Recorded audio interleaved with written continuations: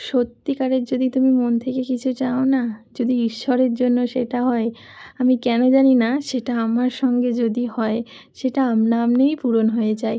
কিছুদিন থেকে আমি ভাবছিলাম আমি আমার গোপালের জন্য নাড়ু বানাবো। নারকেল নাড়ু বানাবো। খুব ইচ্ছা করছিল কিন্তু বাড়িতে নারকেল নেই। কারণ অনেক দিন আগে নারকেল গাছটা ছাড়ানো হয়েছিল সেহেতু। তো এখন সবে ছোট, ছোট ডাব হয়েছে। তো নারকেল হতে সময় লাগবে না?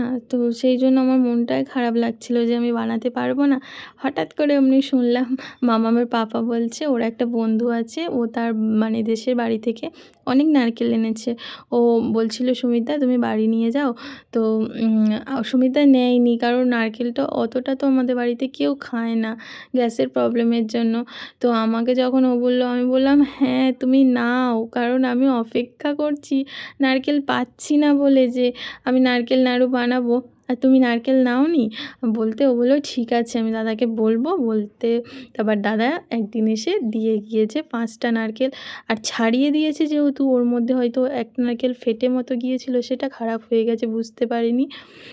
তো আমি তো দেবার ২ দিন পরে বানাচ্ছি, কারণ নারকেল নাড়ু বানানো মানে তো আমার তো কিচেনে সব কিছু মানে ননভেজ হয়, তো কিচেনটা পুরো পরিষ্কার করতে হবে। সেই জন্য আমি রেখে দিয়েছিলাম মানে জগন্নাথ পুজোর আগের দিন, মানে রথের আগের দিন আমি নারকেল নাড়ুটা বানাচ্ছি। যেহেতু আগের দিন নিরামিষ খাচ্ছি, সেই জন্য তো পুরো কিচেনটা ধুয়েছি। তার সঙ্গে ভাবলাম আজকে এই নাড়ুটা বানিয়ে নিই, কারণ রথের দিন আমার সময় হবে না, সকাল সকাল দোকানে যাব। দোকানে যেহেতু জগন্নাথ পুজো হবে, তো সেই জন্য আমি তাই আগের দিন ভাবলাম বানিয়ে রাখি। তো আমি আগে না একদমই পারতাম না, কখনোই আমি বিয়ের আগে এসব বানাইনি। এখন মানে তার বিয়ের পর থেকে আমি এই বাড়িতে এসে আমার পুজো করতে বরাবরই ভালো লাগে। তো যেহেতু বানাতে বানাতে আজ আমি শিখে গেছি। প্রথম দিকে আমি কিছু বানালেই মাকে জিজ্ঞাসা করতাম, "মা কীভাবে করব, কীভাবে করব?" তো এখন আর জিজ্ঞাসা করতে হয় না, এখন আমি নিজেই বানিয়ে ফেলি।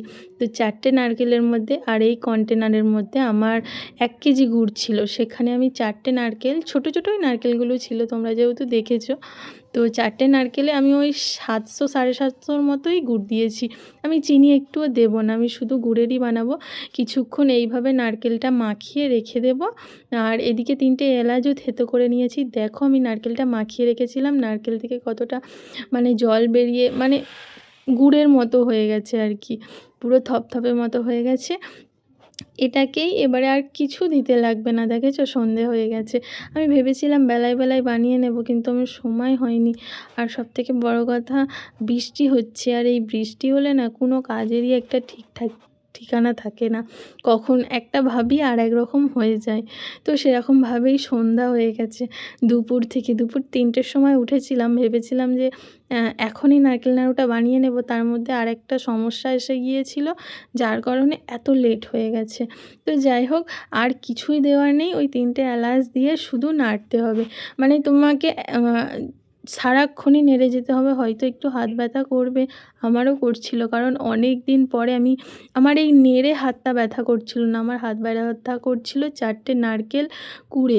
আমি না ঠাকুরের কাজ করতে ভালোবাসি, এই নয় যে আমাকে কেউ হেল্প করবে না, বললে হয়তো হেল্প করবে, কিন্তু আমার নিজের কাজ নিজের করতেই পছন্দ।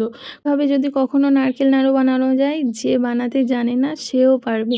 আমার প্রথম আমার খুব ভয় লাগতো, চিট হবে তো, নারকেলটা নাড়ুটা গোল হবে তো, শক্ত হবে তো, কিন্তু সেই ভয়গুলোকে আমি আস্তে আস্তে জয় করেছি। হয়তো কখনো কেউ বানাতে গেলে ১ বার ২ বার ভুল হবে, বা শিখতে কোনো আপত্তি নেই। আর আমি একটা জিনিস মনে করি, কেউ কোনো কিছুই শিখে আসে না, সব কিছুই জীবনে করতে করতেই মানুষ শেখে। ভুল ত্রুটি সব কিছু নিয়েই তো জীবন।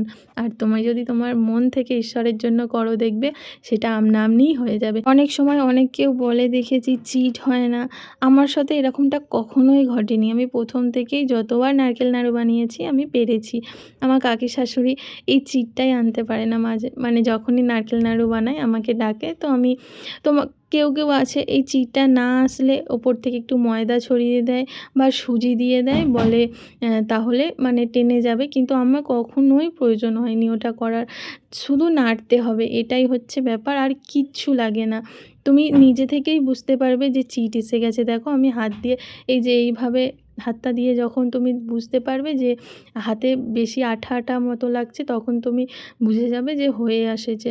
আর তুমি দেখো মানে ওটা যেরকম ঝরঝরে মতো ছিল, এখন আর ঝরঝরে নয়। যত তুমি নাড়বে দেখবে যেন নারকেলটা নারকেলের মধ্যে জড়িয়ে যাচ্ছে, আঠা আঠা হয়ে আসছে, এরকমটা বোঝাই যাবে। কোনো রকম কারোর হেল্প লাগবে না। কখনো যদি কেউ, হ্যাঁ অনেক কেউ ভয় পায় বানাতে, কিন্তু চাইলে মনের জোর নিয়ে বানিয়ে দেখো, পারবে। খুবই সহজ। সবথেকে বড় কথা হচ্ছে প্রথমে যদি গুড় না দিয়েও, যদি চিনি দিয়েও কেউ বানায়, শুধু ওই চিনিটা মাখিয়ে রেখে দিলে দেখবে অনেকটা জল বেরোয়। তখনও ঠিক সেম এরকমই হবে। তখনও ওইভাবে নেড়ে নেড়ে নেড়ে নেড়ে ওই জলটাকে শুকনো করতে হবে। তেমন কিছু ডিফারেন্স নেই, জাস্ট এটা গুড় আর ওটা চিনি। আমি পারলে কখনো কখনো গুড় চিনি মিক্সড করেও দিতে পারো, তাতেও কোনো অসুবিধা নেই, সেমই হবে আর খুবই সুন্দর হবে। কখনো ইচ্ছা করলে মনের জোরটা নিয়ে বানানোটাই হচ্ছে কথা। আর একটু না নাড়ু সবসময় গরম গরম পাকাতে হয়, তাহলে কি হয় বলো তো, নাড়ুটা মানে গোল হয়। আর যত দেখবে ঠান্ডা হয়ে যাবে, মানে ধরো চিটটা তো হয় মানে শক্ত মতো হয়ে আসে, তাড়াতাড়ি নাড়ুটা পাকিয়ে নিলে বেশ হবে। প্রথম দিকে হয়তো একটু নরম নরম লাগবে, যত ঠান্ডা হবে তত শক্ত হয়ে যাবে। আর হাতে করে হাতে তো গরম লাগবেই। একটা বাটিতে দেখবে এরকম প্লেটে একটু জল নিয়ে নেবে, আমিও নিয়ে নিয়েছি। নারকেলটা তো একদমই গরম না হলে বানাতে পারবে না। আর যখনই হাতটা একটু গরম লাগবে তখনই জলে হাত দিয়ে বারবার করে তুমি নারকেল নাড়ুটা বানিয়ে নেবে। আর যতটা পারবে গরমের মধ্যে বানানোর চেষ্টা করবে, মানে গরম গরম আর কি। হয়তো একটু গরম লাগবে, কিন্তু যখন নারকেল নাড়ুগুলো হয়ে যাবে তখন তোমার দেখেই শান্তি লাগবে। মানে অতটাও লাগবে না, ওই জন্যই আমি বললাম না, আগে থাকতে একটু জল নিয়ে নেবে। আর কখনো যদি মনে হয় অনেক গরম লাগছে, তখন এরকম ছোট ছোট করে করে করে রেখে দেবে, পরে এরকম করে গোল গোল করে নেবে। মানে পরে বলতে বেশি পরে নয়, ওই সময়ের মধ্যেই আর কি, করে রেখে তারপরে এইভাবে গোল গোল করে নেবে, তাহলেও সুবিধা হবে।